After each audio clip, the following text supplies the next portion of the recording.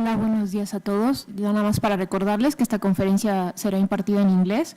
Por si alguno necesita o quiere un traductor, están dándolos acá afuera en la entrada con una credencial. Sí, aunque creo que ya todos tienen, entonces ya vamos a empezar. Bueno, good morning, Jodie. Hoy tenemos a Jodie Uder, que es graduada del programa de Conservación de Arte en la Universidad de Winterthur de Delaware. Ha trabajado en conservación de papel como técnico y como conservador por contrato en la práctica privada e institucional durante los últimos 25 años. Ha trabajado para el Museo de Bellas Artes de Boston, la Universidad de Harvard, el Victoria and Albert Museum y el Museo de Arte de Baltimore. En el campo académico ha impartido numerosas clases y talleres, dictado conferencias sobre conservación, preservación y materiales históricos de artistas. Ha realizado una extensa investigación sobre los materiales y técnicas aplicadas en las acuarelas del artista Charles M. Russell, dando como resultado numerosas conferencias, artículos y un estudio técnico que ha sido publicado en el libro Charles M. Russell Acuarelas 1887-1926. Su estudio fue premiado por el American Institute for Conservation con el galardón a la mejor publicación en 2016 por su excelente análisis en temas de conservación. Es miembro del Instituto Internacional para la Conservación y del Instituto Americano para la Conservación. Está a cargo del Comité de Educación dentro del Grupo de Libros y Papel del Instituto Americano para la Conservación y está también en el Comité de Nominaciones del mismo organismo. Es miembro de la Asociación Occidental para la Conservación del Arte y del Gremio Regional de Conservación del Medio Oeste. Y actualmente es la conservadora de obras sobre papel de Amon Carter Museum of American Art. Y hoy nos trae The Conventional Genius of Charles M. Russell, His Watercolor Materials and Techniques. Le damos la bienvenida y le cedo la palabra a Jodie Uder. Muchas gracias, Sandra. Buenos días. ¿Cómo está? Okay.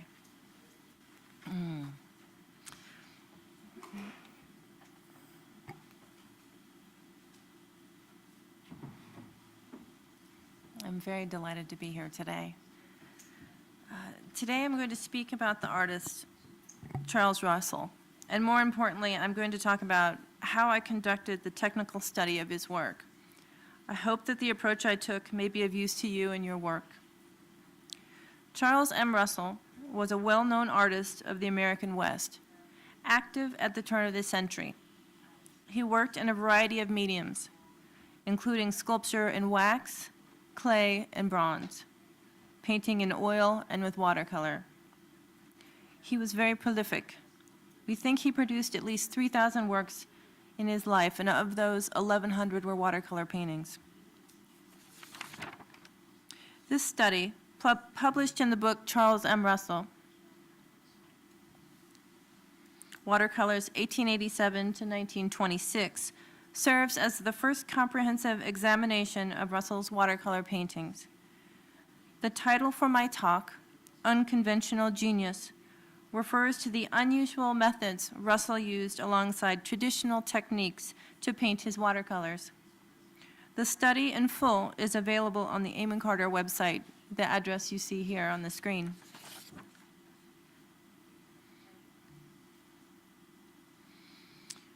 This painting is entitled Indian Family with Travois from 1897.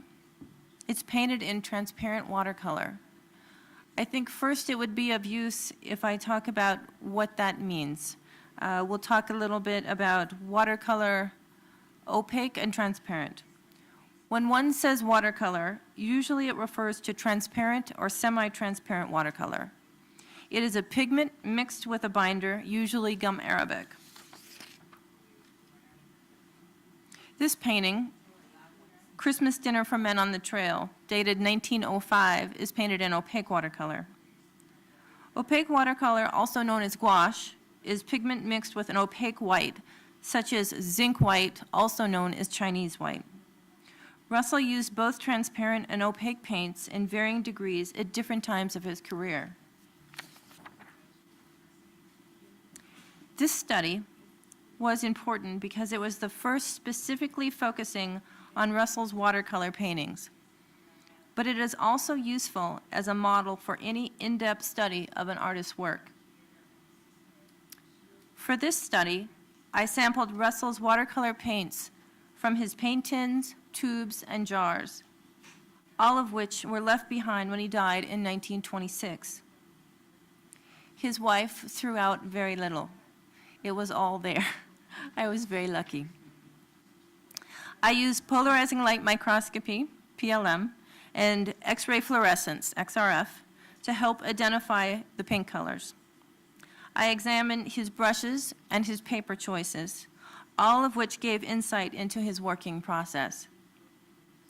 To learn about his watercolor technique, I then examined 26 of Russell's watercolor paintings, chosen to represent various periods throughout his career. I also viewed, in less detail, more than 200 additional Russell watercolors to further inform my conclusions.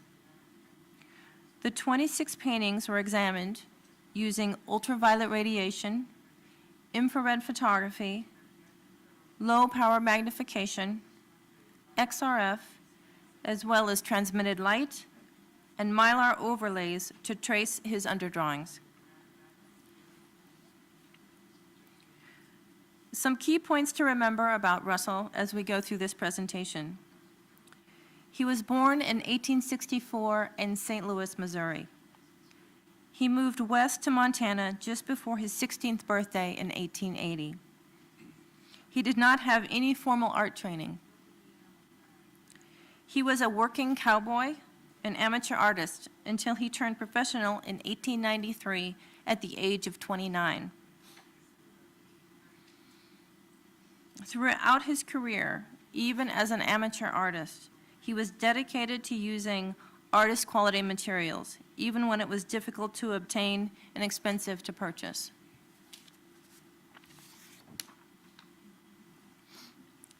This paint tin is a George Rowney and Company brand Japan tin filled with Winsor & Newton watercolors. It belongs to the C.M. Russell Museum. This tin is also a George Rowney and Company brand. It's a pocket-sized fold-up travel tin, and it belongs to the National Cowboy Museum. This tin came preloaded with watercolors from George Rowney, and they're a little small. This would fold up and fit in your pocket. So these are where the paint is.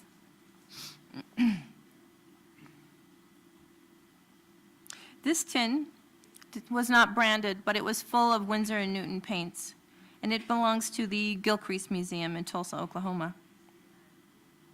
All three paint tins are japanned, a type of finish that looks like Asian lacquerware. Metal artist boxes were painted in shiny black paint on the outside and white paint on the inside. The paint protected the metal from rusting. This paint tube is a DeVoe and Reynolds brand. It is of zinc white, also called Chinese white, and it belongs to the C.M. Russell Museum. The paint tube, shown at the upper right, allowed Russell to create impasto, or 3D effects, with his paint, something very unusual for watercolor artists. These are a selection of Russell's brushes. A good quality paintbrush is often the most expensive tool an artist owns, and these are of no exception. The Albrata brush, shown here, is made of sable hair and was considered the highest quality of brushes for watercolors. They came in a variety of sizes and shapes.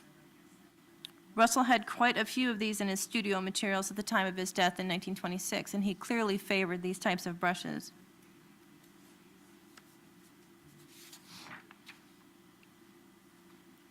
This set of brushes, they are called Asian or Japanese watercolor brushes, had goat-haired bristles.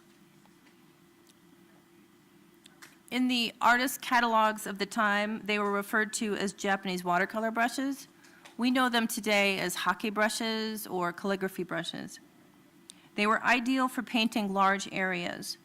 The two round calligraphy brushes on the right were ideal for applying small, controlled washes. The hockey brush on the left, which is right here, still has dried paint in the bristles. It was likely used for painting skies. These two brushes are called stroke brushes. They are so named because they hold a great deal of paint. Sign painters favored these types of brushes because they could hold so much pigment at one time.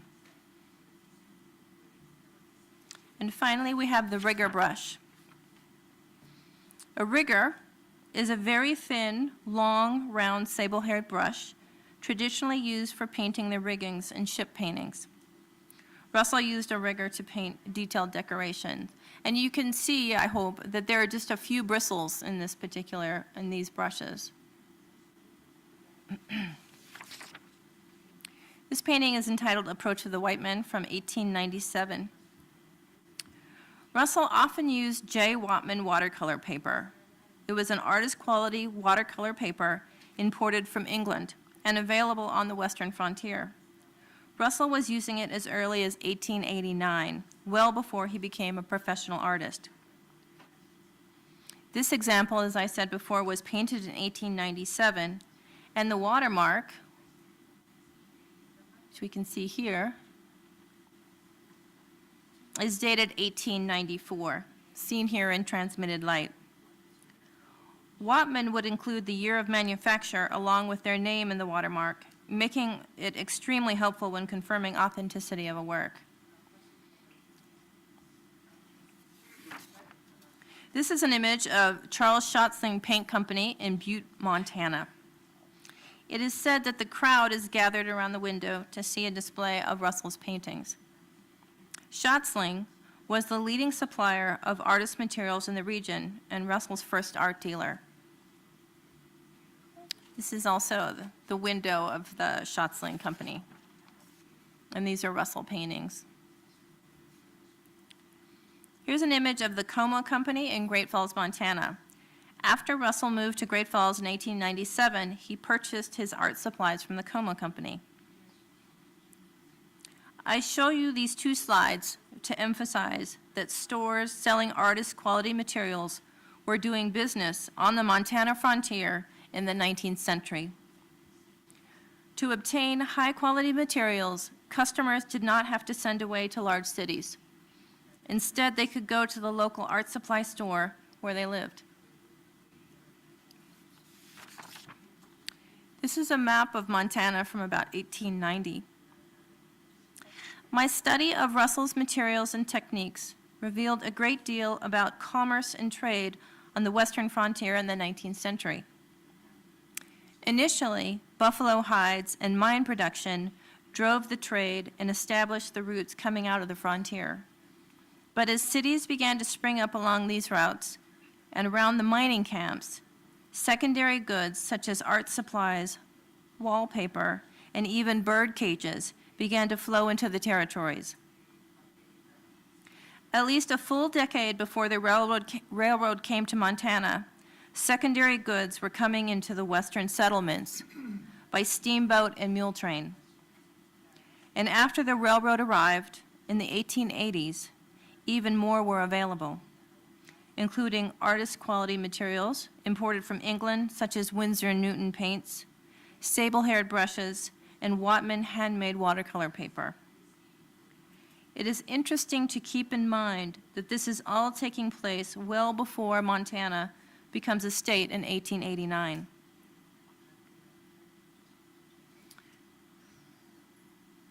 The steamboat route would come from St. Louis to Fort Benton, seen here in blue. St. Louis is off the map to the right. The ships would unload, and the goods would go through the territories over the overland road, which we see here in green. The railroad reached Butte first in 1881 here, Helena in 1883, and finally Great Falls in 1887. Steamboats traveled from St. Louis to Fort Benton up the Missouri River. A steamboat like this could carry about 160 tons of freight. The Missouri River had several drawbacks as a major transportation route. It had a short navigational season. It would freeze over in the fall and winter, and in the summer, the water would get too low and become impassable. In addition, it had numerous sandbars and hostile Indians along the route. Even with these impediments, goods got through. In the 30 years from 1860 to 1890, over 600 steamboats reached Fort Benton. Here's a picture of a typical mule train. They were called mule trains or freight wagons. It typically consisted of 6 or 8 pairs of mules pulling a large wooden wagon. A large freight wagon with 6 or more mules could carry approximately 5 tons of freight. Here we see the overland road that went through the territories. Wagon teams could travel about 13 miles a day. A parade of teams 2 to 3 miles in length sometimes stretched along the trade routes delivering goods throughout the territory. And I don't know how well you can see this, but this is a mule train, and then a mule train, and a mule train, and a mule train. And that stretched on for miles. It was traffic crazy. And that's the summer. Can you imagine in winter? This trade was so important that it was covered in the newspapers. Okay. The analytical instrumentation used in the study of Russell's artwork took advantage of different types of energy, shown here in the electromagnetic spectrum. The spectrum is a measure of energy and wavelength. Different regions of the spectrum provide information about pigments, paper, and stability. As you already likely know, we have visible light, infrared, UV, and X-ray. We will start with a little visible light. This painting is entitled War Council, and it's from about 1896. As part of my study, I examined the underdrawing of each painting to get a better understanding of how the artist composed and structured his paintings and how this changed over the course of his career. Using mylar, a clear plastic, placed over the painting, I traced all the drawing lines that I could find. I learned this very low-tech, inexpensive technique from textile conservators when they map out damage. Here it helped me to see the drawn lines more clearly. This is amazing to me. It's just, there are so many lines. This is a detail of the same painting. What this suggests to me as a researcher is that this is a very, not a very confident artist. He's nervous. And so there's so many lines that are not used in the final painting. This is important information when you're studying an artist and seeing how they change. As he became more proficient, of course, he used less underdrawing. Now we will look at infrared. This particular painting, entitled Indian on Horseback from 1907, is painted predominantly in transparent watercolor pigments on illustration board. We can see some of the underdrawing with the naked eye, but with infrared it is much more clear. So here's the infrared image. And this, I'm hoping you can see this very well, but Russell started out with the figure facing the opposite way. For whatever reason, he erased and started over and finished the painting in the opposite direction.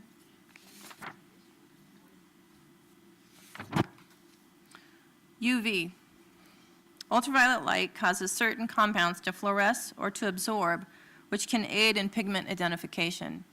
And in this artist's case, it was extremely useful because one of the pigments he used that I keep talking about is zinc white, and it fluoresced a lime green. There was no mistaking it, which was very useful. This painting, entitled Stampede, is from about 1889.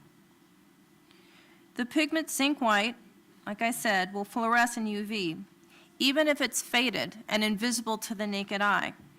In this case, it revealed an important faded part of the composition.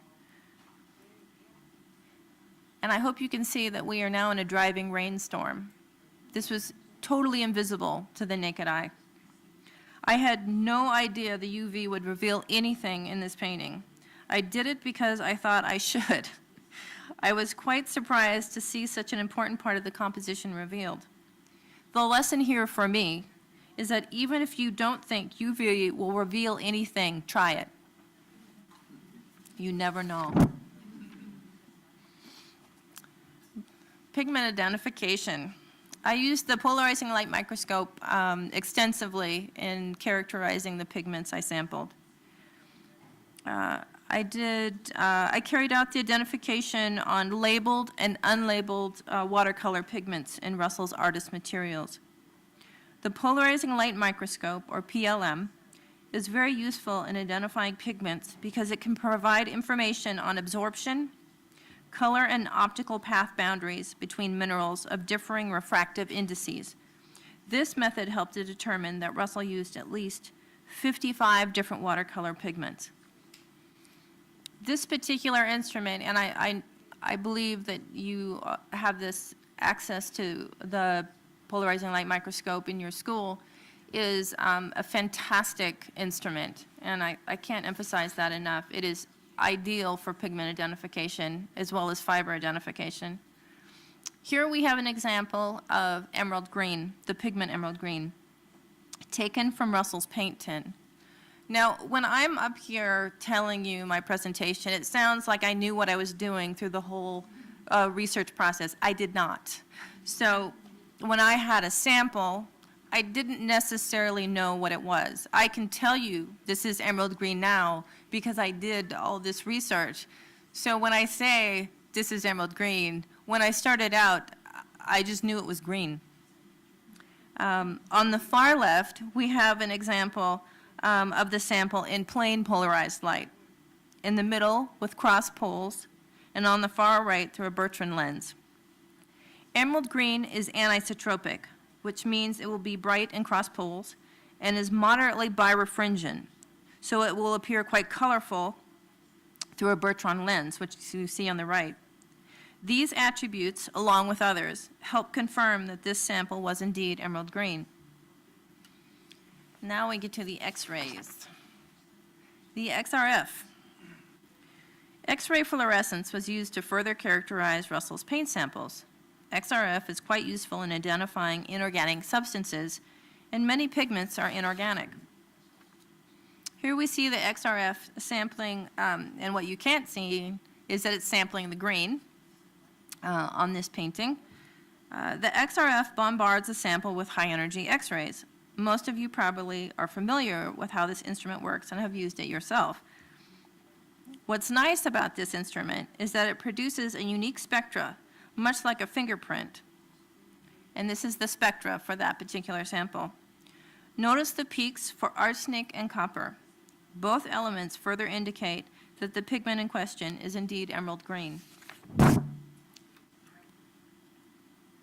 This is a graphic list of Russell's watercolor pigments, listed and painted in order of most to least prevalent in his studio materials. They were identified and confirmed using polarizing light microscopy and XRF. So, okay, here we go. So at the top, this is the pigment that he used the most and was the most, in his studio, he had the most of this paint, the zinc white. And at the bottom, we have Viridian. So that's what it's meant to do, is show you that visually. Okay. Here is a very rare letter where Russell writes to his art dealer and asks Charles Schatzling, for art supplies. This letter is dated from around 1897, and in the letter, Russell asked for oil and watercolor supplies. Of the watercolor paints, all of them appear on the left and were a regular part of his palette. And so here are the watercolors that he's asking for. And he asks for zinc white, cobalt blue, Van Dyke brown, ivory black, yellow ochre, and Naples yellow. Here we see Indian Family with Travoy again from about 1897. I'm going to talk a little bit about traditional watercolor technique. We'll look at these two sections. In the top right, this is a method called wet on wet. And in the bottom left, we'll look at glazing. For the wet on wet technique, first the artist paints a dilute, wet, pigmented wash across the paper, in this case, the sky. Before the wash dries, the artist adds more dilute pigment. The resulting wet pool of pigment and water is physically manipulated by tilting the paper in different directions. This causes the pool of pigment to move around, and as it dries, the pigment and the water separate, giving it this cloud-like appearance. This is a very sophisticated technique, and if you have ever tried watercolor, you know this. It's controlled chaos. This is the brush that he would have used, or this type of brush, to paint such a sky. It's the hockey brush that we saw earlier with the dry blue pigment in the bristles. Glazing. The layering of thin pigmented washes or glazes, one on top of the other, is a very traditional watercolor technique and very difficult to accomplish. This example has at least 5 different glazes, which gives it a 3-dimensional appearance to the figure. This requires great patience, and with each layer or wash, it has to dry completely. Otherwise, it just turns into a mud puddle. And this is the type of brush that Russell would have used to paint that. These are the round Albata brushes we saw earlier. Another traditional watercolor technique is the use of a scraper. And you see the white in the middle. This is a detail from the painting Writing 'em from 1883. And the horse in his forehead, that has been removed with a scraper. The scraper was used to lift off the top layer of paper to expose the white underneath to achieve a highlight. It's one of the hardest things about watercolor painting is to maintain your highlights. And so this tool enabled the artist to be able to do that.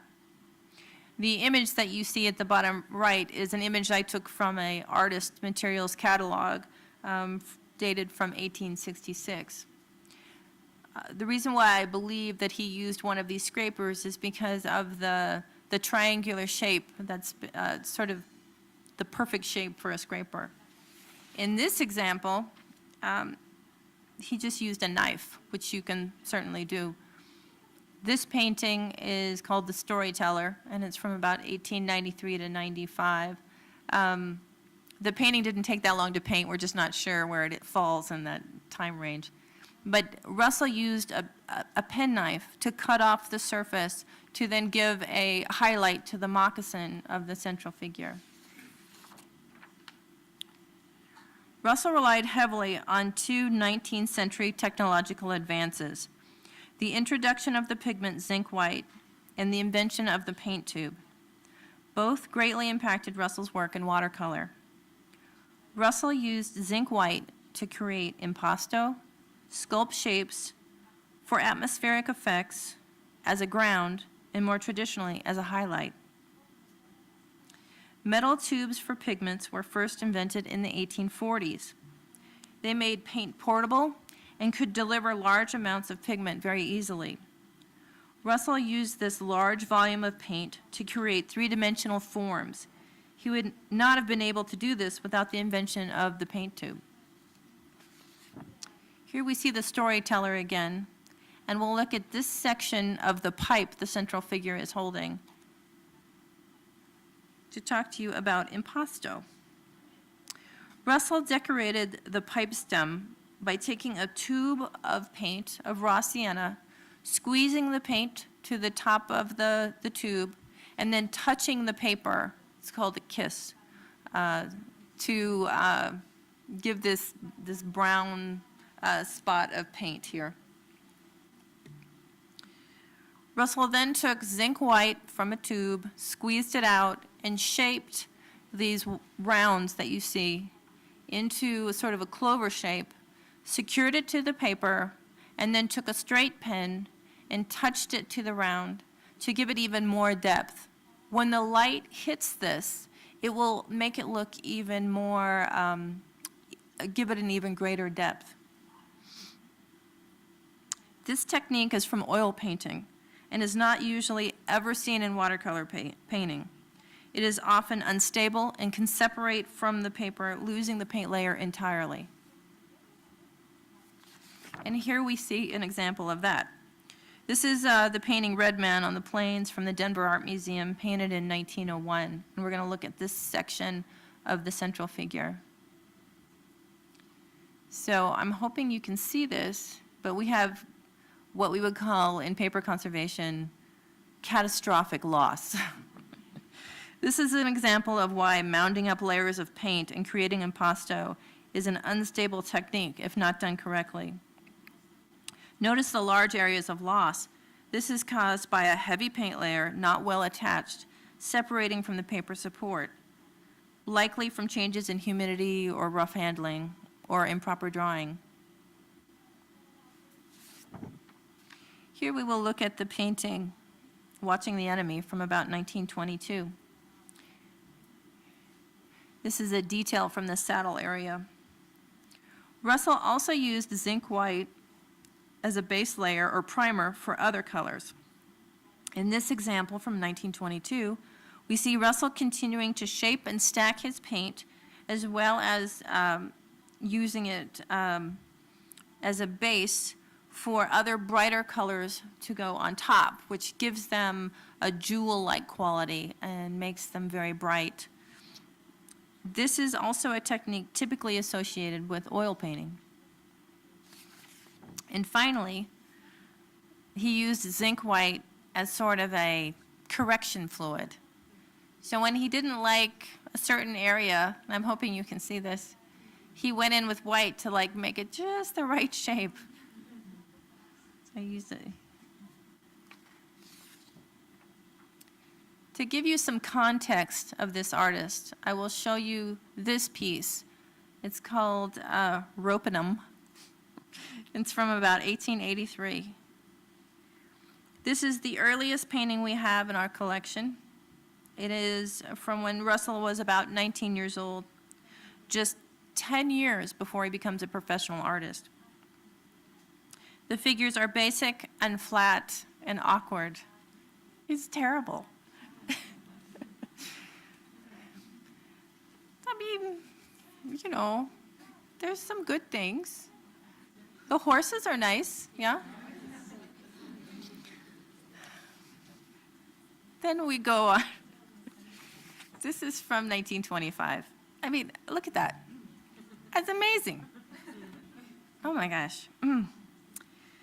Anyway, it is clear that by this time, Russell is completely fluent in the language of watercolor, a truly remarkable feat for an artist without any formal instruction. You know, when I say that he did not have formal instruction, that means he didn't go to school. He didn't go to art school. What he did was he went to art exhibitions. He went to museums. He knew other artists. And when he looked at art, he was looking at how did they do that? And he would take that lesson home with him. And just the fact that he was so incredibly prolific to produce 1,100 watercolors in your lifetime is astonishing. And that's how he got better, is just one after the other after the other. It's amazing to me. In conclusion, over the course of his career, Russell mastered the medium of watercolor using the finest materials available in the 19th and 20th centuries. The study revealed his preference for brand, color, and materials, as well as his methods of working. As a predominantly self-taught artist, he employed unconventional techniques, such as the use of impasto and modeling paint, alongside more traditional methods like the application of gum arabic and controlled washes. His relentless desire to improve is evident in his output of numerous finished watercolor paintings. So it is hoped that this study of Russell's watercolors will foster a better understanding and appreciation for this important American watercolorist. And I hope this study will at least in part serve as a contribution to your work. Thank you for listening.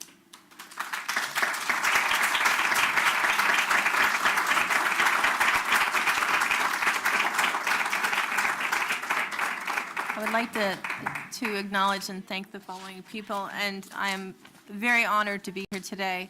And I would like to especially thank my interpreters, my translators, Eva and Hermena. So thank you. Muchas gracias. Bueno, tenemos tiempo para preguntitas, unas cuantas, gracias a que Jodie dio espectacular su conferencia. Entonces, no sé si tienen tarjetas que me pasen o alguien quiere hacer la pregunta directa. Ale, Gustavo, allá atrás.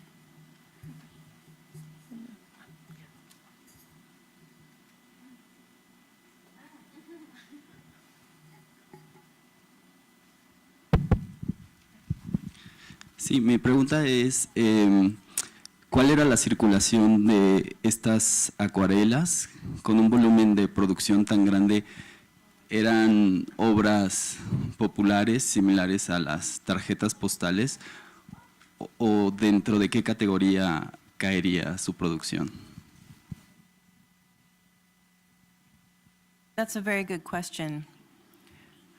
The thing about Charles Russell is that he was popular throughout his career, which is very unusual for an artist. If you think about an artist like Cézanne, who never sold, who never sold a painting during their lifetime, Russell was very unusual. Even when he was an amateur, he was selling artwork. And his paintings were popular with the common person as well as the very wealthy. And a lot of his pieces he would give away in the early days. And so some of the work I showed you were from, maybe paying a bill. But his later pieces, he was the highest paid artist in his lifetime. For his paintings fetched so much money that they broke records, which is amazing to me, actually. So, thank you. ¿Una otra pregunta? Ahí. ¿No?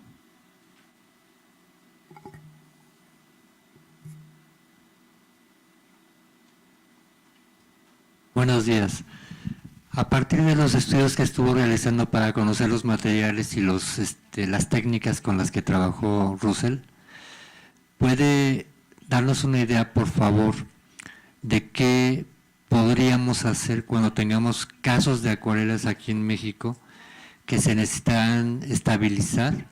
Algo básico, porque es muy delicada la técnica y muy difícil su intervención. Gracias.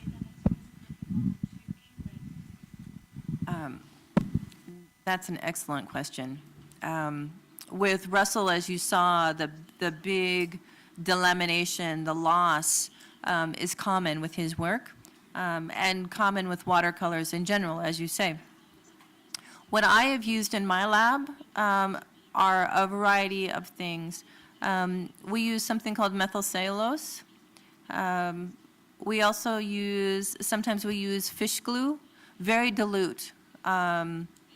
Maybe like a 1%, very, very, very runny, and feed it under the lifting paint, and that seems to secure it we just loaned a watercolor that was heavily cracked. It was, there was cracking almost over the entire surface, and we consolidated with the methylcellulose to secure the paint before it traveled across the country, and it did very well.